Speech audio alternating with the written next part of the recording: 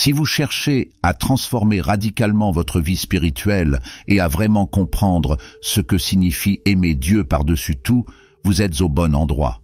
Aujourd'hui, nous allons approfondir les paroles transformatrices de Jésus, en explorant comment cet amour peut être le fondement de tout dans nos vies, de nos relations personnelles aux décisions que nous prenons chaque jour. Si vous voulez vivre une vie non seulement de foi, mais d'action et de profondeur, restez avec nous jusqu'à la fin de cette vidéo. Lorsque nous parlons du commandement d'aimer Dieu par-dessus tout, nous faisons référence au centre absolu de la foi chrétienne. Jésus, lorsqu'on lui a demandé quel serait le plus grand des commandements, a répondu catégoriquement que le plus grand est d'aimer Dieu de tout son cœur, de toute son âme et de toute sa pensée. Cette réponse n'était pas seulement une instruction morale, mais une profonde révélation sur la façon dont nous devrions vivre et guider notre vie. Jésus nous appelait à comprendre que l'amour pour Dieu est le fondement de toute existence. C'est le fondement sur lequel toutes les autres dimensions de la vie doivent être construites. Aimer Dieu est plus qu'une émotion, c'est un engagement, un abandon qui implique tout notre être, tant dans nos émotions que dans nos décisions et nos actions.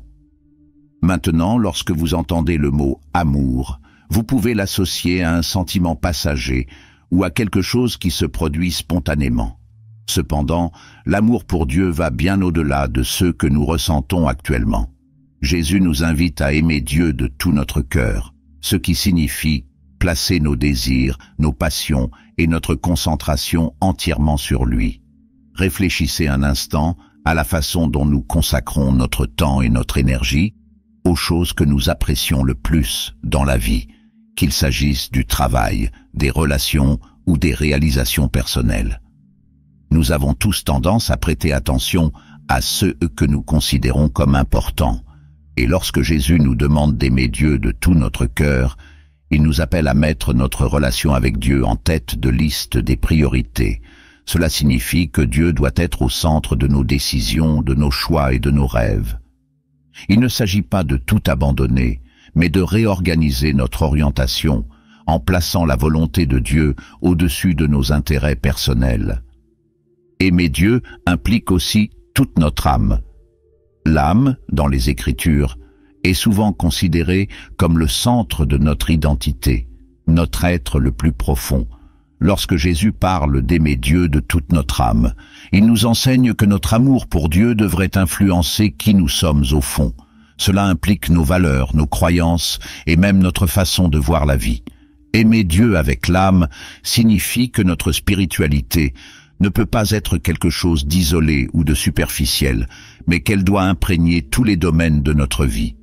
Notre identité de chrétien doit être marquée par cet amour, afin qu'il se reflète dans toutes nos interactions et décisions.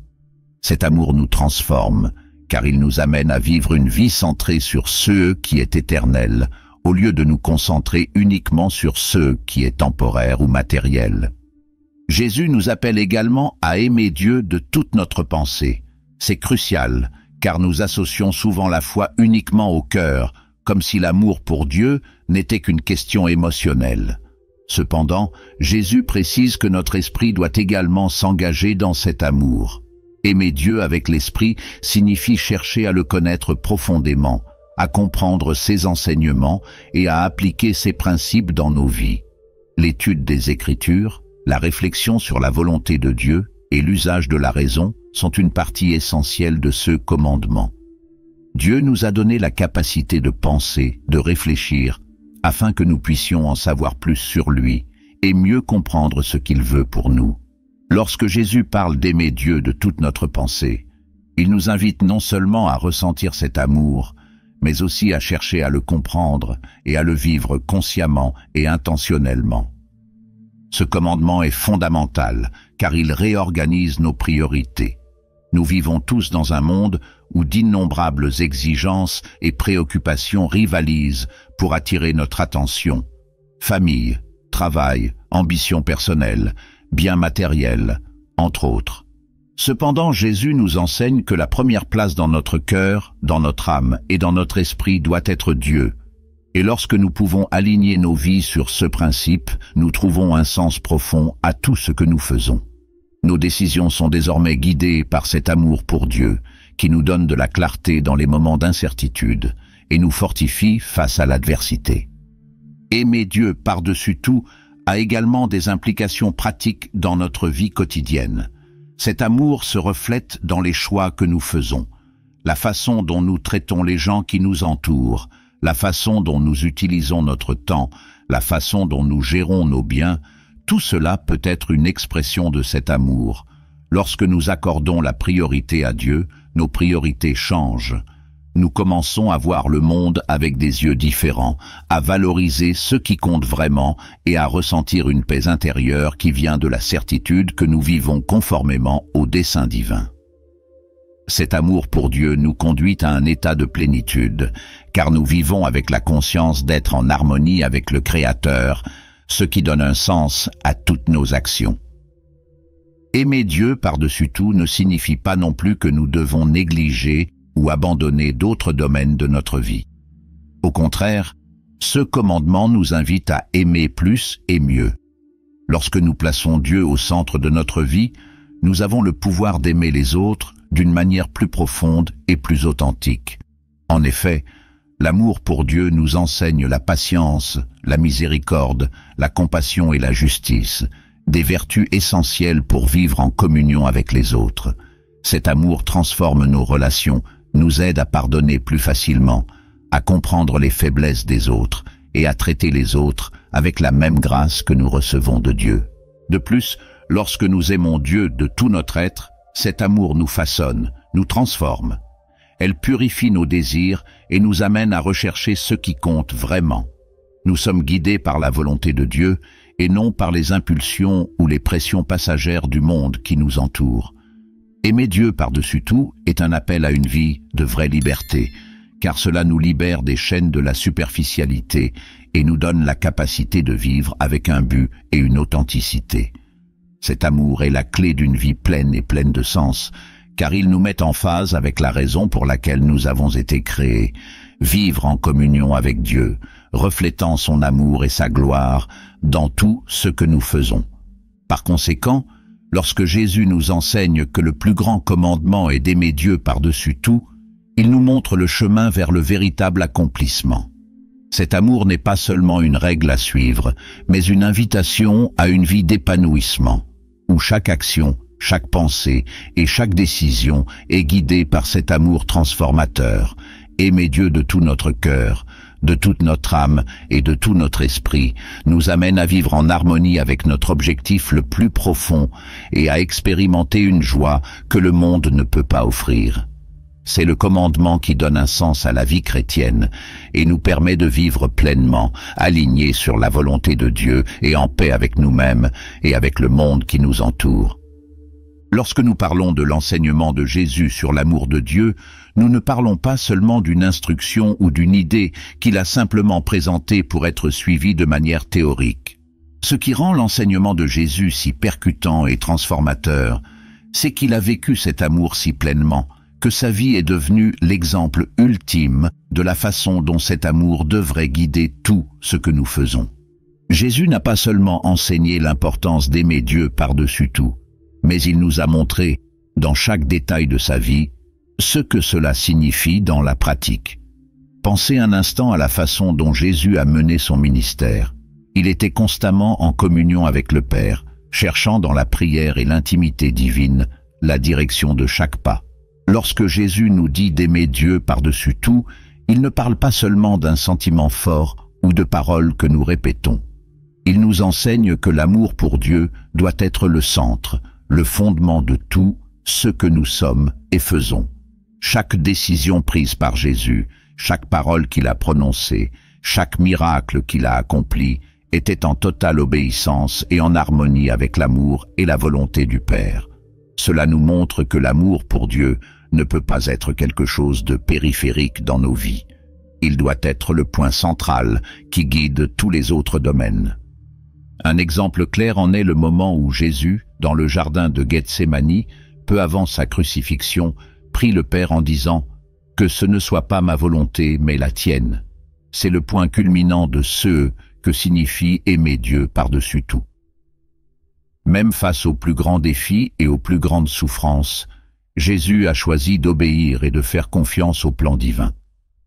Cela nous enseigne que l'amour pour Dieu ne concerne pas seulement les moments de réconfort ou de louange, mais surtout les moments où nous sommes appelés à faire des choix difficiles, à renoncer à notre propre volonté et à faire entièrement confiance à Dieu, même lorsque nous le faisons. Je ne comprends pas pleinement ce qu'il fait. De plus, lorsque nous observons la vie de Jésus, nous voyons qu'il a vécu une vie entièrement dédiée aux autres. Et cela n'était pas en contradiction avec le commandement d'aimer Dieu par-dessus tout. Au contraire, Jésus nous a montré que l'amour pour Dieu se manifeste aussi dans l'amour du prochain. Dans plusieurs passages, il précise que la façon dont nous traitons les autres reflète la profondeur de notre amour pour Dieu. Lorsque Jésus a lavé les pieds de ses disciples, un acte d'humilité et de service, il a montré que lorsque nous aimons Dieu, cet amour se transforme inévitablement en amour, en compassion et en service envers les autres. Jésus nous enseigne par sa vie que l'amour pour Dieu est un engagement qui va au-delà des mots. C'est un mode de vie qui façonne nos attitudes, nos décisions et nos relations. Lorsqu'il dit d'aimer Dieu de tout notre cœur, de toute notre âme et de tout notre esprit, il nous appelle à un amour qui affecte tous les aspects de notre existence. Cela signifie que nos priorités, nos relations, notre façon de travailler, la façon dont nous traitons les autres, tout doit être enraciné dans cet amour pour Dieu. Cet amour devient le filtre à travers lequel nous voyons le monde et prenons des décisions.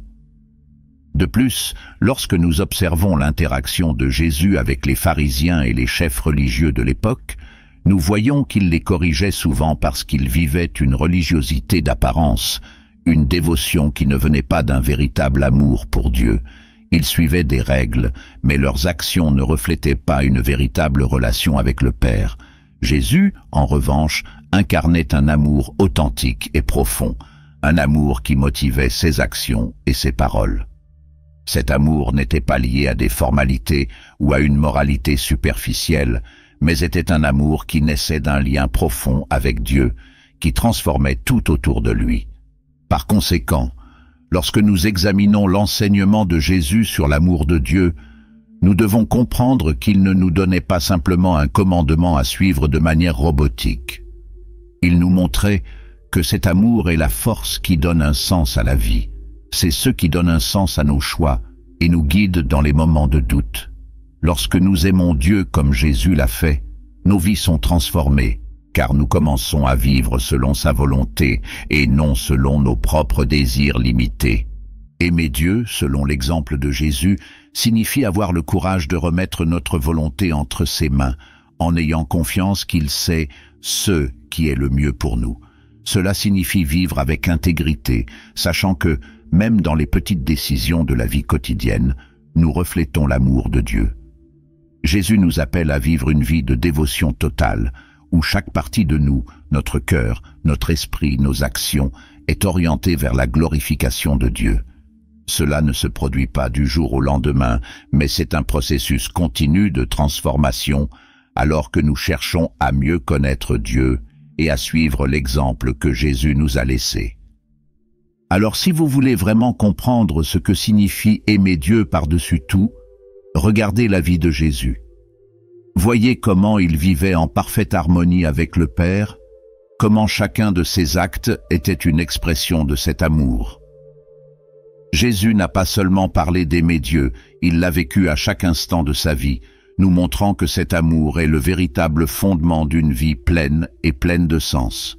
Et lorsque nous plaçons cet amour au centre de notre vie, nous trouvons un but, la paix et la joie, qui ne peuvent provenir que d'une relation profonde et authentique avec Dieu. Quand nous pensons à l'amour de Dieu, il est facile de l'imaginer comme quelque chose de spirituel et d'élévation, quelque chose qui ne peut être vécu que dans les moments de prière ou pendant les services d'adoration.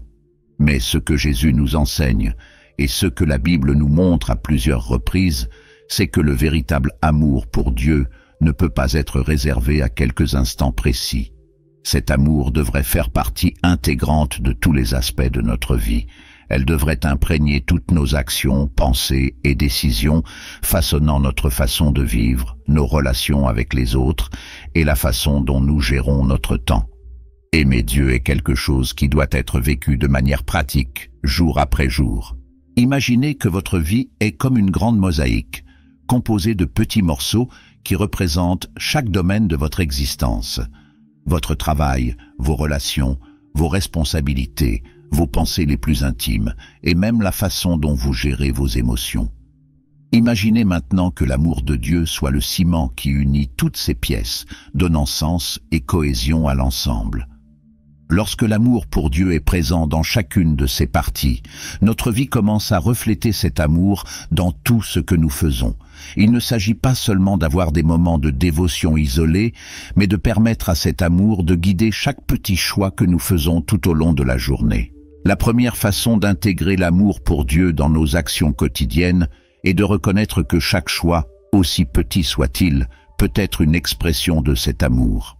Pensez à la façon dont vous commencez votre journée. Au réveil, notre esprit est souvent déjà plein d'inquiétudes. Nous avons des engagements, des objectifs à atteindre, des responsabilités à gérer. Mais si l'amour pour Dieu est présent dès le premier instant, nous pouvons commencer la journée différemment.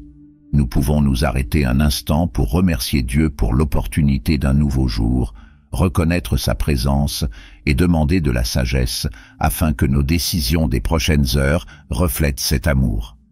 Cela change notre perspective et nous aide à donner la priorité à Dieu, même dans les activités les plus banales. Une autre façon de refléter l'amour pour Dieu est de gérer notre temps. Dans une société où tout va si vite, où l'on se précipite toujours d'une tâche à l'autre, il est facile d'oublier de consacrer du temps à ceux qui comptent vraiment. Mais si nous aimons Dieu, notre façon d'utiliser notre temps doit aussi le démontrer. Cela ne signifie pas que nous devons prier toute la journée ou faire constamment des activités religieuses. Cela signifie que nous devons être intentionnels avec notre temps, en équilibrant nos priorités de manière à garantir que Dieu ait la place qui lui revient. Cela peut impliquer de réserver du temps pour réfléchir à la parole, pour prier ou simplement pour être en sa présence. Cela peut également signifier que nous utilisons notre temps pour servir les autres, en démontrant l'amour de Dieu par des actes de compassion et d'attention. L'amour pour Dieu devrait aussi profondément influencer la façon dont nous traitons les autres. Jésus nous a enseigné que l'amour de Dieu et l'amour des autres sont étroitement liés. Nous ne pouvons pas dire que nous aimons Dieu si nous n'aimons pas ceux qui nous entourent. Et ici, l'idée d'intégrer l'amour de Dieu dans nos actions quotidiennes devient encore plus concrète.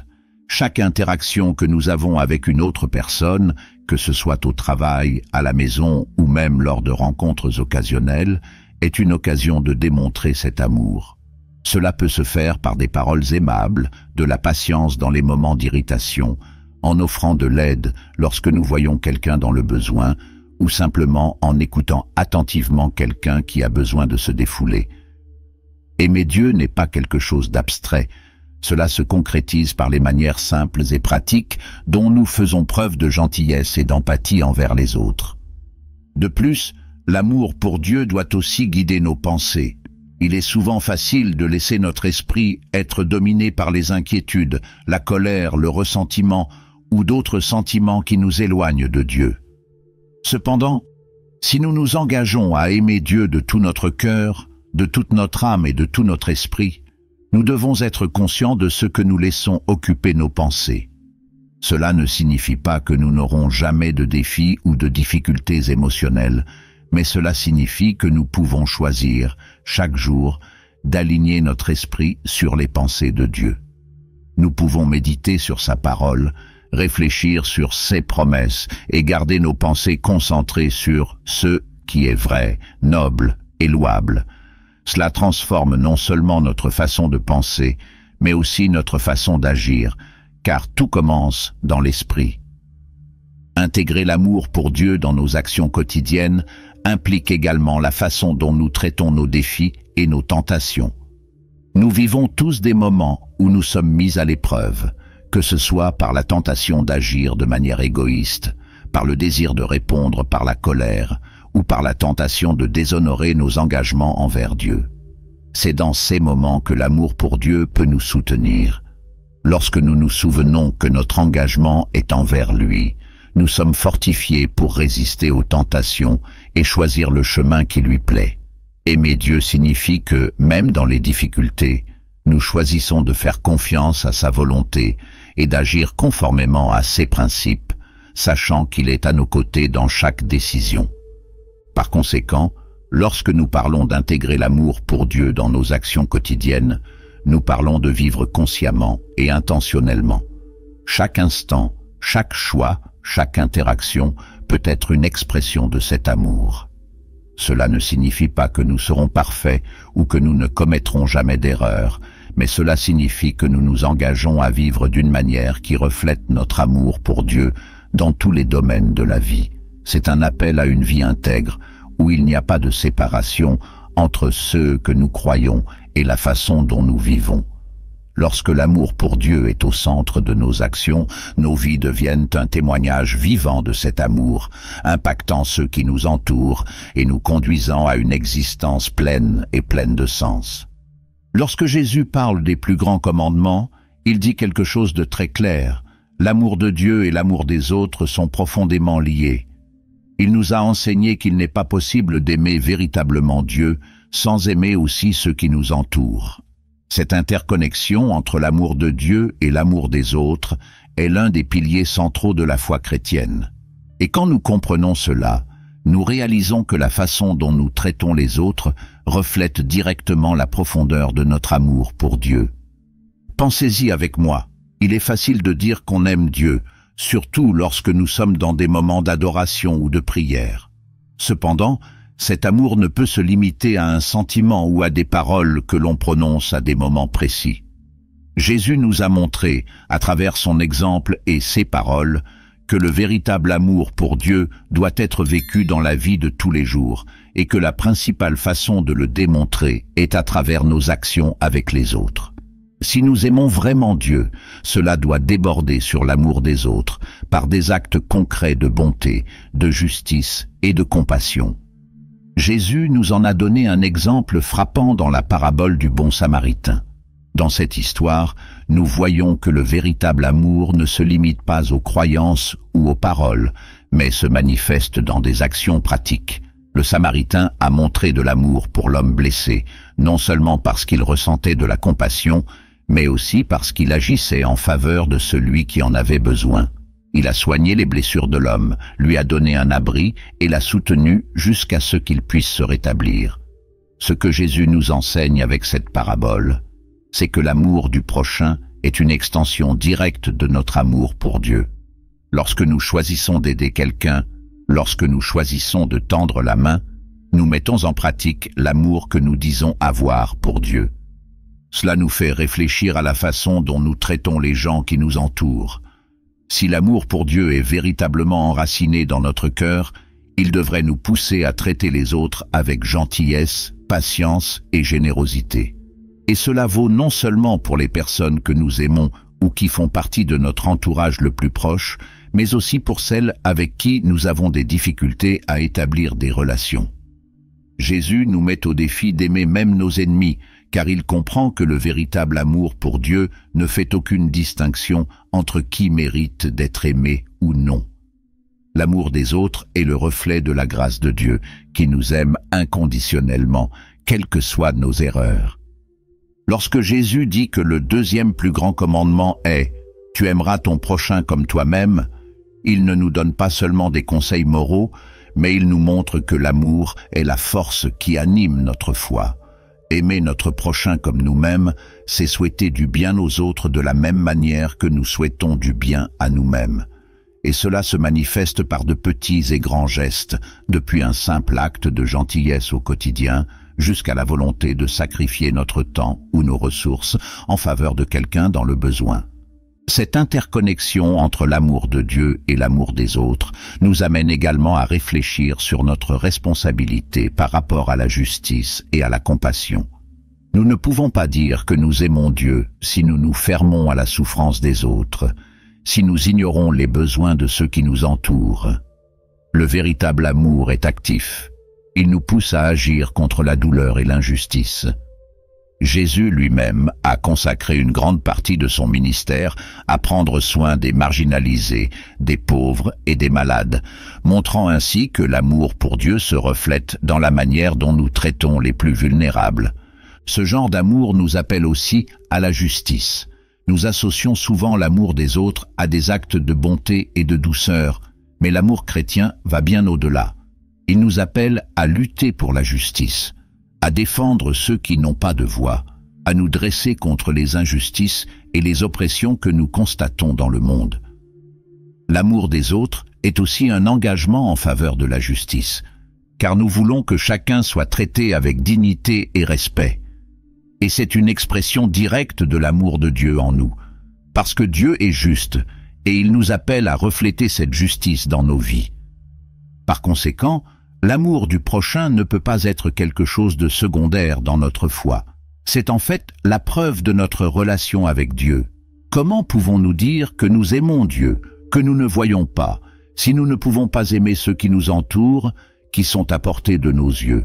C'est la question que nous pose l'apôtre Jean dans ses lettres. Et c'est une question qui nous met au défi de regarder nos vies et d'évaluer si l'amour que nous disons avoir pour Dieu se reflète dans la façon dont nous traitons les autres. Aimer Dieu et aimer les autres ne sont pas des commandements séparés, mais les deux faces d'une même médaille. Lorsque nous mettons en pratique l'amour du prochain, nous démontrons concrètement notre amour pour Dieu. Et de la même manière, lorsque nous négligeons les autres, nous ne parvenons pas à vivre l'amour que Dieu nous appelle à avoir.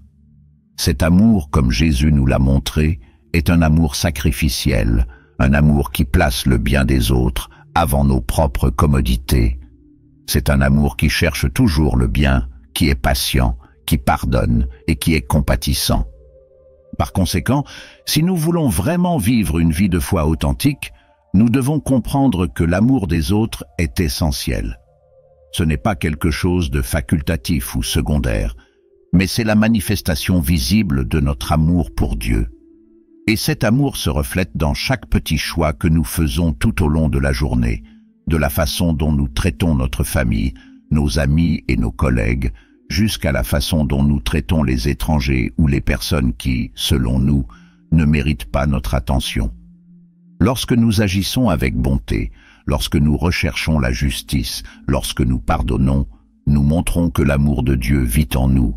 Et c'est à cela que Jésus nous appelle.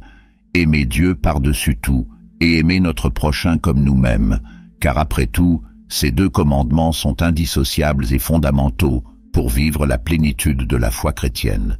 Lorsque l'on parle d'obéissance aux commandements de Jésus, il est important de comprendre que cette obéissance n'est pas simplement une liste de règles à suivre. Il ne s'agit pas d'accomplir des commandements mécaniquement ou de vivre une vie pleine d'obligations sans but. Ce que Jésus nous enseigne, c'est que la véritable obéissance vient d'une relation profonde et sincère avec lui, une relation fondée sur l'amour. Et c'est cet amour qui nous pousse à vouloir obéir, non par peur ou par pression, mais parce que nous comprenons que ces commandements sont le chemin vers une vie alignée sur la volonté de Dieu et pleine de sens. Jésus a dit dans Jean 14, « Si vous m'aimez, vous garderez mes commandements. » Avec cela, il nous montre que l'obéissance est une réponse naturelle à l'amour que nous ressentons pour lui.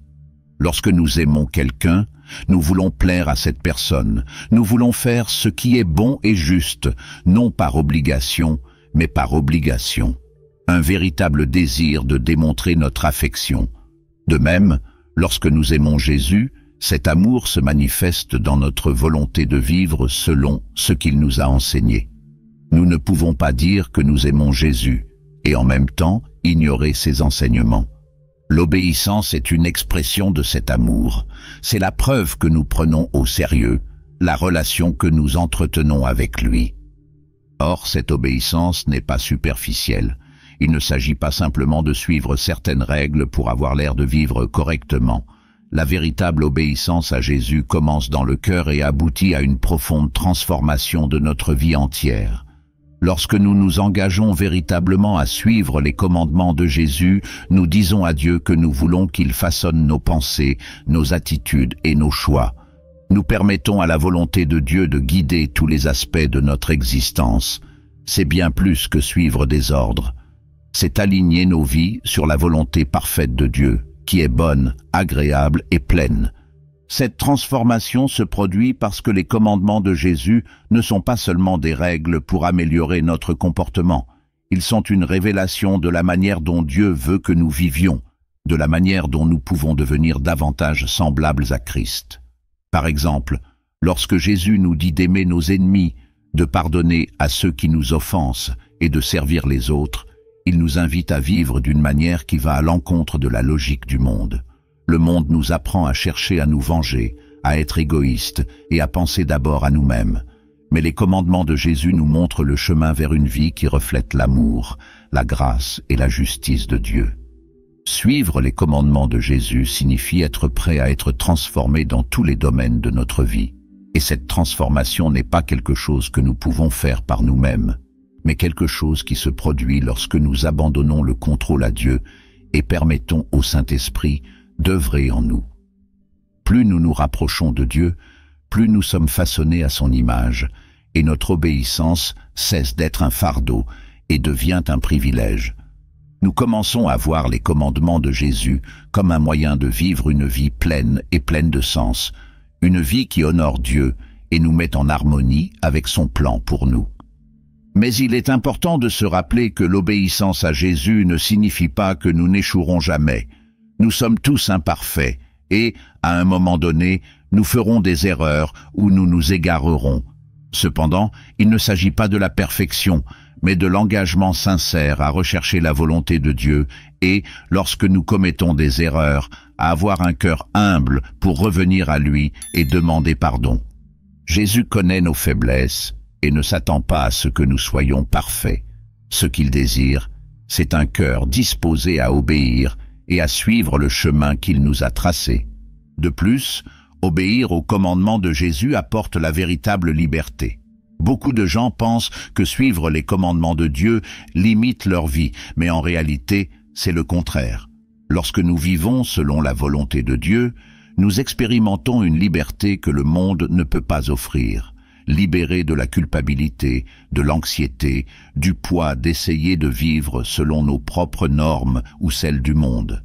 L'obéissance à Jésus nous libère pour vivre pleinement, parce que nous savons que nous marchons conformément au dessein que Dieu a pour nous. Et c'est sur ce chemin d'obéissance que nous trouvons la vraie paix, la joie et l'épanouissement. Un autre point important est que l'obéissance à Jésus nous relie également aux autres. Lorsque nous suivons ses commandements, notamment celui d'aimer les autres, nous commençons à vivre en communauté d'une manière qui reflète le royaume de Dieu. Notre obéissance nous transforme non seulement individuellement, mais a également un impact sur ceux qui nous entourent. En vivant selon les principes de Jésus, nous commençons à promouvoir la paix, la justice et l'amour dans nos familles, nos lieux de travail et la société dans son ensemble. Notre obéissance devient un témoignage vivant de la présence de Dieu dans nos vies et un moyen d'amener les autres à connaître l'amour et la vérité du Christ. Par conséquent, l'obéissance aux commandements de Jésus ne doit pas être considérée comme une liste de règles que nous devons suivre pour plaire à Dieu, mais comme une réponse naturelle à l'amour que nous ressentons pour lui. C'est un processus continu de transformation, là où se trouve notre vie, étant façonnée par la volonté de Dieu. Lorsque nous mettons en pratique les enseignements de Jésus, nous disons au monde que notre amour pour lui est authentique et que nous nous engageons à vivre selon ses principes. Et ce faisant, nous faisons l'expérience de la plénitude de la vie qu'il nous a promise, une vie pleine de but, de paix et de la connaissance que nous vivons selon le plan de Dieu pour nous. En bref, le véritable amour pour Jésus se reflète toujours dans l'obéissance. Ce n'est pas une obéissance qui naît de la peur ou d'une obligation, mais plutôt d'un désir sincère de vivre en harmonie avec la volonté de Dieu. Lorsque nous obéissons à Jésus, nous lui permettons de transformer complètement nos vies, en alignant nos pensées, nos attitudes et nos actions sur les desseins divins. Et dans cette obéissance, nous trouvons la véritable liberté et le véritable dessein que Dieu a pour chacun de nous. Lorsque nous parlons de rester dans l'amour de Jésus, nous abordons quelque chose qui va bien au-delà d'une simple idée ou théorie. Il s'agit d'une relation continue, profonde et véritable avec lui, où chaque aspect de notre vie est influencé par cette connexion. Jésus nous appelle à demeurer dans son amour comme manière de vivre en harmonie avec sa volonté, et il nous montre que ce respect est étroitement lié à l'obéissance à ses commandements. Mais cette obéissance ne consiste pas simplement à suivre une liste de règles ou à faire ce que l'on attend de nous. C'est une expression vivante et active de l'amour que nous avons pour Jésus, un reflet de l'engagement que nous prenons en marchant à ses côtés. Lorsque Jésus a dit « Si vous gardez mes commandements, vous demeurerez dans mon amour » Jean 15:10, il nous donnait une carte de la manière dont nous pouvons vivre en communion constante avec lui. Cette phrase révèle le véritable amour pour Jésus. N'est pas seulement quelque chose d'émotionnel ou d'abstrait, cela se manifeste dans les actions, dans les choix, dans la façon dont nous décidons de vivre notre vie. Aimer vraiment Jésus signifie que nous voulons suivre ses enseignements et vivre selon la volonté de Dieu. Cela signifie que notre foi se traduit dans une pratique quotidienne, dans une vie marquée par l'obéissance et l'engagement envers ceux qu'il nous a enseignés. Demeurer dans l'amour de Jésus, c'est vivre une foi active, où chaque action que nous entreprenons est façonnée par cet amour. Il ne s'agit pas d'obéir par peur ou par obligation, mais parce que nous comprenons que les commandements de Jésus sont l'expression maximale de la volonté de Dieu pour nos vies. Ils nous conduisent vers le meilleur chemin, le chemin qui nous aligne sur le but pour lequel nous avons été créés. Souvent, lorsque nous entendons le mot « obéissance », nous pouvons avoir une réaction automatique de résistance, comme s'il représentait une perte de liberté ou une restriction dans nos choix. Cependant, ce que Jésus nous enseigne, c'est que la vraie liberté réside précisément dans le fait de lui obéir. Lorsque nous vivons selon ses commandements, nous expérimentons la liberté d'être celui que Dieu nous a appelés à être, sans les liens du péché, de la culpabilité ou de l'incertitude. L'obéissance à Jésus n'est pas quelque chose de passif. Cela implique tous les domaines de notre vie et nous oblige à être actifs et intentionnels. Cela signifie que dans chaque situation à laquelle nous sommes confrontés, nous avons la possibilité de choisir de rester dans l'amour de Jésus. Cela se voit dans la façon dont nous faisons face aux défis quotidiens, dont nous traitons ceux qui nous entourent et dont nous réagissons aux circonstances difficiles. Lorsque nous sommes confrontés à des difficultés, notre tendance naturelle peut être d'agir selon nos instincts ou nos émotions. Cependant, rester dans l'amour de Jésus signifie que, même face aux défis, nous choisissons de suivre ce qu'il nous a enseigné, convaincus que c'est le meilleur chemin. Jésus nous a donné de nombreux commandements et chacun d'eux est enraciné dans l'amour. Il nous a appris à aimer Dieu par-dessus tout et à aimer notre prochain comme nous-mêmes. Il nous a appelés à pardonner à ceux qui nous offensent, à nous servir les uns les autres avec humilité, à rechercher la justice et à vivre dans la compassion. Ces commandements ne sont pas seulement des lignes directrices morales, ce sont des invitations à vivre d'une manière qui reflète le caractère même de Dieu. Lorsque nous choisissons d'obéir à ses commandements, non seulement nous vivons selon ce qui est juste, mais nous nous laissons transformer par l'amour de Jésus. À chaque pas d'obéissance, nous nous rapprochons de qui est Jésus et nous commençons à lui ressembler davantage. Ce processus consistant à demeurer dans l'amour de Jésus implique également la transformation continue de nos cœurs et de nos esprits. L'obéissance nous met dans une position d'ouverture pour que le Saint-Esprit agisse en nous. Bien souvent, nos désirs, nos pensées et nos désirs peuvent ne pas correspondre à la volonté de Dieu. Mais en obéissant à Jésus, nous permettons au Saint-Esprit de nous transformer, nous façonnant pour être des personnes qui reflètent l'image du Christ. Et cette transformation n'est pas seulement interne, cela se manifeste dans nos actions, nos paroles et nos attitudes. En demeurant dans l'amour de Jésus, nous commençons à vivre d'une manière qui démontre naturellement cet amour aux autres. De plus, Rester dans l'amour de Jésus nous offre un sentiment de sécurité et de paix. Lorsque nous choisissons de suivre ses commandements, nous savons que nous marchons sur le bon chemin, le chemin qu'il a préparé pour nous.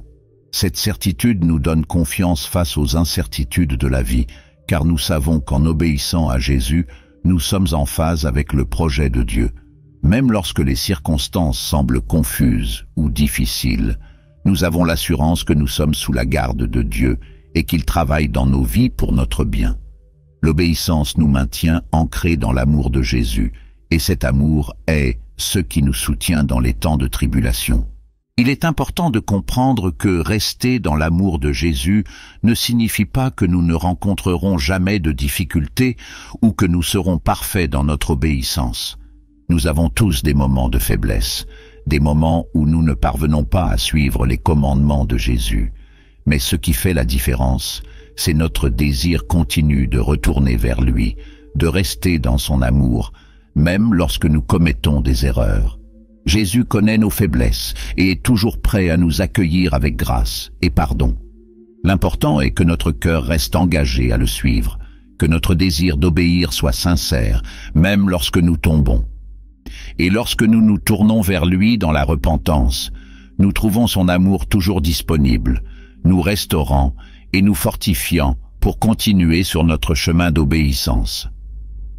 L'obéissance à Jésus est donc un appel à vivre une vie qui reflète l'amour de Dieu de manière pratique et concrète.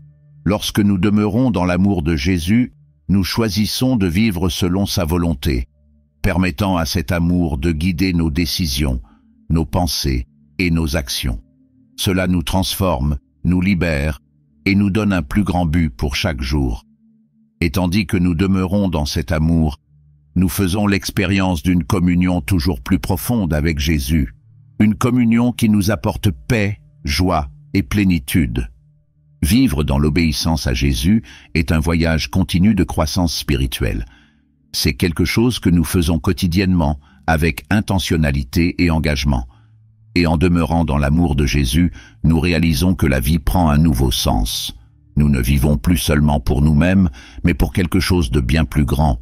Nous vivons pour glorifier Dieu et refléter son amour pour le monde. C'est la beauté de demeurer dans l'amour de Jésus. C'est une vie qui donne un but, qui nous relie au Créateur et qui nous amène à expérimenter la vraie joie que l'on ne peut trouver que dans une relation intime avec lui. Lorsque Jésus nous enseigne la recherche du royaume de Dieu et de sa justice, il nous invite à adopter une nouvelle façon de voir la vie, une façon qui va au-delà des préoccupations immédiates et matérielles qui consomment souvent notre temps et notre énergie. Dans Matthieu 6, 33, Jésus dit « Cherchez premièrement le royaume et la justice de Dieu, et toutes ces choses vous seront données par surcroît. » Dans cet enseignement, il s'adresse directement aux angoisses et aux inquiétudes qui nous saisissent souvent, des questions telles que « ce que nous allons manger ?» porter ou répondre à nos besoins quotidiens. Ce sont des préoccupations légitimes, mais Jésus nous met au défi de changer de perspective. Au lieu de nous concentrer sur la manière de résoudre ces problèmes matériels par nous-mêmes, il nous invite à faire du royaume de Dieu notre priorité, confiant que, ce faisant, Dieu le fera. S'occuper du reste. Rechercher le royaume de Dieu signifie aligner notre vie sur les principes et les valeurs de Dieu lui-même. Nous parlons de vivre dans une réalité où la justice, l'amour, la compassion, la miséricorde et la vérité sont au centre de tout ce que nous faisons. Jésus ne nous appelle pas à une vie d'insouciance irresponsable, mais à une vie centrée sur ce qui compte vraiment, ce qui est éternel et divin. Il nous rappelle que si nous accordons la priorité à la volonté de Dieu dans nos vies, les besoins matériels qui semblent parfois si urgents seront satisfaits par lui. Maintenant, vous vous demandez peut-être comment cela fonctionne-t-il en pratique? Comment pouvons-nous rechercher le royaume de Dieu au milieu de tant de responsabilités et de préoccupations quotidiennes? La clé est de commencer à considérer chaque aspect de notre vie comme une opportunité de vivre les principes du royaume. Cela signifie que lorsque nous prenons des décisions, qu'elles soient grandes ou petites, nous devons considérer ce que Jésus nous a enseigné sur l'amour des autres, la justice, la générosité et l'humilité. La recherche du royaume de Dieu commence par un changement d'orientation.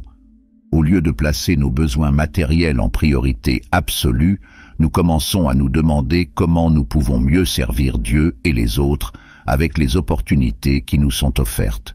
Rechercher la justice de Dieu implique également de lutter pour ce qui est juste, même si cela nécessite des sacrifices personnels. La justice dans le royaume de Dieu n'est pas seulement une question juridique ou superficielle, mais elle est profondément enracinée dans la façon dont nous traitons les gens et dans notre désir de voir le bien prévaloir. Cela peut se manifester dans la manière dont nous aidons ceux qui en ont besoin, dans la manière dont nous luttons contre les injustices dans notre communauté ou dans la manière dont nous défendons ceux qui n'ont pas de voix. Lorsque nous accordons la priorité à la justice de Dieu, nous alignons notre vie sur les valeurs éternelles qu'il nous enseigne et sommes convaincus que, ce faisant, il pourvoira à nos besoins quotidiens. Jésus nous enseigne donc qu'il y a un renversement des priorités dans le royaume de Dieu, alors que le monde nous dit d'assurer d'abord notre sécurité financière, d'atteindre nos objectifs personnels, puis peut-être de réfléchir à la manière dont nous pouvons aider les autres, ou vivre plus spirituellement. Jésus nous dit le contraire. Il déclare que si nous accordons la priorité à Dieu, si nous recherchons vraiment sa volonté, son royaume, sa justice, alors les choses dont nous avons besoin pour vivre s'ajouteront naturellement à nos vies, sans que nous ayons besoin de les poursuivre désespérément. Cela ne veut pas dire que nous devons rester passifs et attendre que tout se passe. Cela signifie plutôt que lorsque nous alignons nos actions sur les principes du royaume, nous sommes convaincus que Dieu veillera sur nous dans tous les domaines. Cet enseignement de Jésus est une puissante promesse de provision divine, mais c'est aussi une invitation à la confiance. Lorsqu'il dit que « toutes ces choses vous seront données par surcroît », il nous appelle à croire que Dieu connaît nos besoins et qu'il est plus que disposé à répondre à chacun d'eux. L'anxiété et la peur qui nous affligent si souvent sont les symptômes d'une vie qui essaie de tout contrôler par nous-mêmes. Jésus nous invite à remettre ce contrôle à Dieu, à nous concentrer sur ce qui est éternel et à croire que le Père Céleste, qui connaît chaque détail de notre vie, travaillera en notre faveur, pourvoyant à ce qui est nécessaire. Rechercher le royaume de Dieu et sa justice signifie aussi vivre les yeux fixés sur quelque chose de plus grand que le moment présent. Cela signifie comprendre que notre vie dans ce monde est temporaire et qu'il existe une réalité spirituelle bien plus grande et plus durable que Dieu est en train de construire. Lorsque nous accordons la priorité au royaume, nous n'ignorons pas nos responsabilités terrestres, mais nous choisissons de vivre avec une vision plus large qui nous aide à remettre chaque chose à sa juste place. Cela transforme la façon dont nous traitons les défis de la vie, car à mesure que nous recherchons le royaume de Dieu, nous commençons à voir que nos préoccupations immédiates ne sont pas seules. Il se passe quelque chose de bien plus grand et nous sommes invités à en faire partie. Jésus nous enseigne également que la vie dans le royaume de Dieu n'est pas seulement une question d'approvisionnement matériel, mais aussi de transformation intérieure.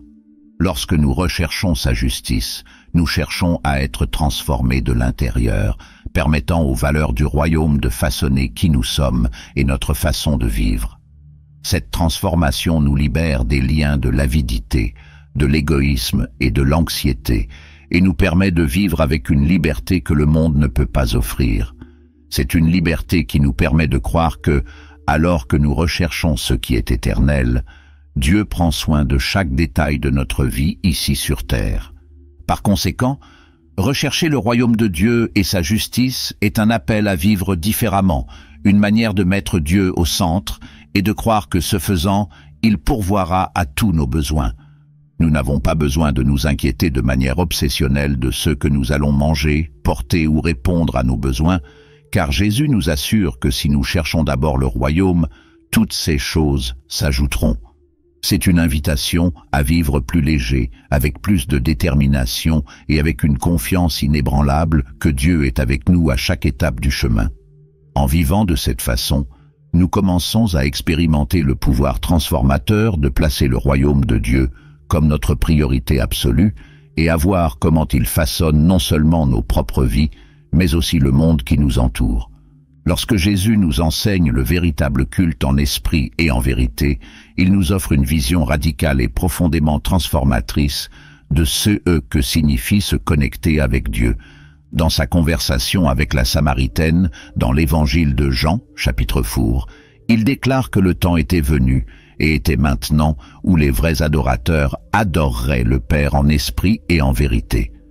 Cela représente un changement fondamental dans la façon dont nous comprenons souvent le culte, s'éloignant d'une pratique limitée à des lieux ou à des rituels spécifiques pour se diriger vers quelque chose de beaucoup plus profond, plus personnel et plus authentique.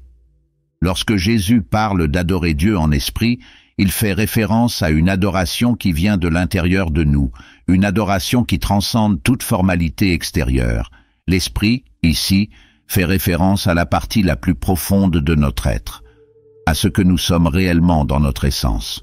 Cela signifie que la véritable adoration de Dieu n'est pas quelque chose qui se produit uniquement à des moments ou dans des lieux spécifiques, mais quelque chose qui vient de notre cœur et implique notre vie entière.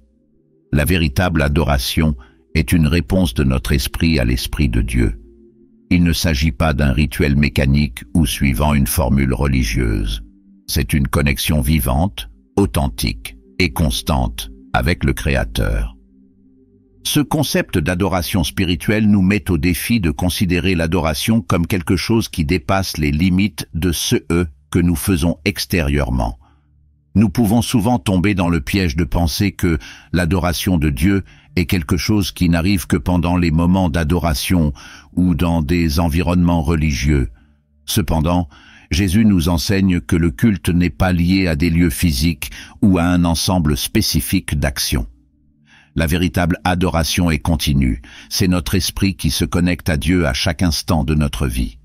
Lorsque nous vivons avec cette conscience que Dieu est toujours présent, que nous pouvons l'adorer n'importe où, cela change complètement notre relation avec lui. Chaque instant peut devenir une opportunité d'adoration. Jésus parle également d'adorer en vérité, et cela est tout aussi important. Adorer en vérité signifie que notre culte doit être authentique, vrai et sincère. Nous ne pouvons pas approcher Dieu de manière superficielle ou avec de mauvaises motivations. Le véritable culte implique la vulnérabilité, l'honnêteté et un abandon total à Dieu.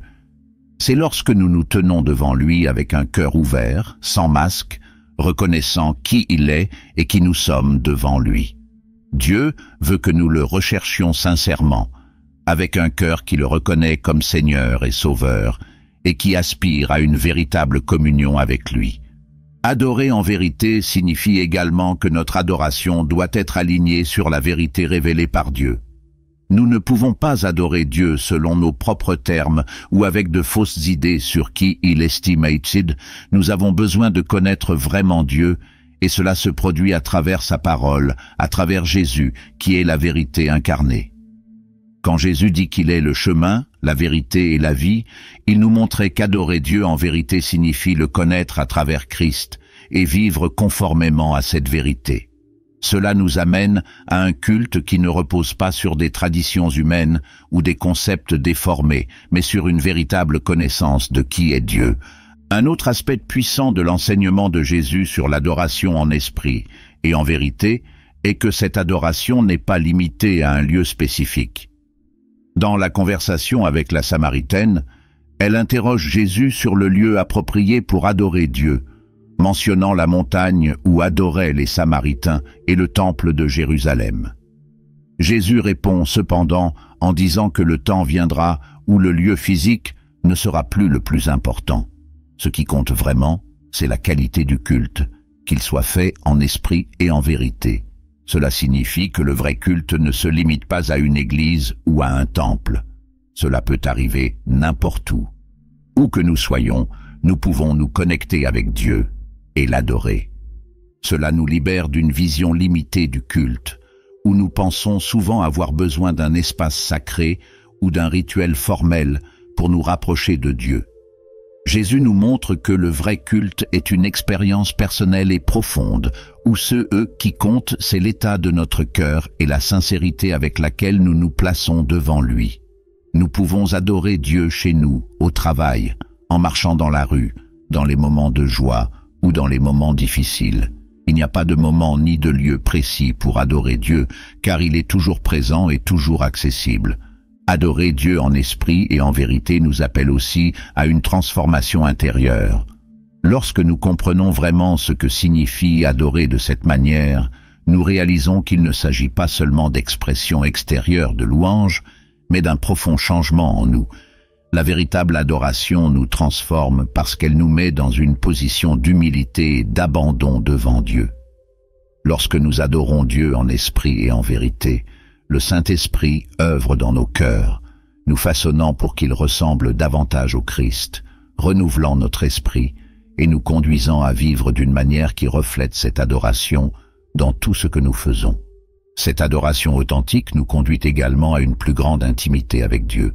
Plus nous nous rapprochons de lui en esprit et en vérité, plus nous expérimentons sa présence de manière réelle et tangible. La véritable adoration nous connecte au cœur de Dieu, nous fait ressentir son amour et nous donne une compréhension plus profonde de qui il estimate. Il ne s'agit pas seulement d'accomplir un devoir religieux, mais d'une relation vivante et vibrante avec Dieu qui nous a créés et nous aime. Et à mesure que nous grandissons dans cette intimité avec Dieu, l'adoration devient quelque chose de naturel et de constant dans nos vies. Par conséquent, lorsque Jésus nous enseigne à adorer en esprit et en vérité, il nous appelle à une adoration qui va bien au-delà des formes et des rituels. Il nous invite à une adoration qui jaillit d'un cœur sincère et plein d'amour pour Dieu. Une adoration soutenue par la vérité de sa parole et la présence du Saint-Esprit en nous. Peu importe où nous sommes ou ce que nous faisons, nous pouvons adorer Dieu de manière authentique et profonde, sachant qu'il recherche ceux qui l'adorent de cette manière. C'est le véritable culte, une vie donnée à Dieu, qui transcende le temps et l'espace et qui nous conduit à une communion intime et transformatrice avec le Créateur. Maintenant que nous comprenons ce que signifie adorer Dieu en esprit et en vérité, j'espère que cette réflexion a touché votre cœur et vous a inspiré à rechercher une relation plus profonde et plus sincère avec Dieu. Le vrai culte n'est pas limité à un lieu ou à une époque spécifique, mais c'est quelque chose qui découle de nous, dans tous les aspects de notre vie. Alors, je vous invite à réfléchir. Comment avez-vous vécu cette adoration dans votre quotidien? Si ce message vous a parlé, laissez votre commentaire ci-dessous. J'aimerais connaître votre avis et comment vous comptez mettre cela en pratique. N'oubliez pas d'aimer cette vidéo, si elle vous a aidé d'une manière ou d'une autre, et de vous abonner à la chaîne pour ne pas manquer le prochain contenu. Activez la cloche pour recevoir des notifications chaque fois qu'une nouvelle vidéo est mise en ligne. Merci beaucoup d'avoir été avec moi jusqu'ici et que Dieu continue de vous guider dans ce voyage de véritable adoration.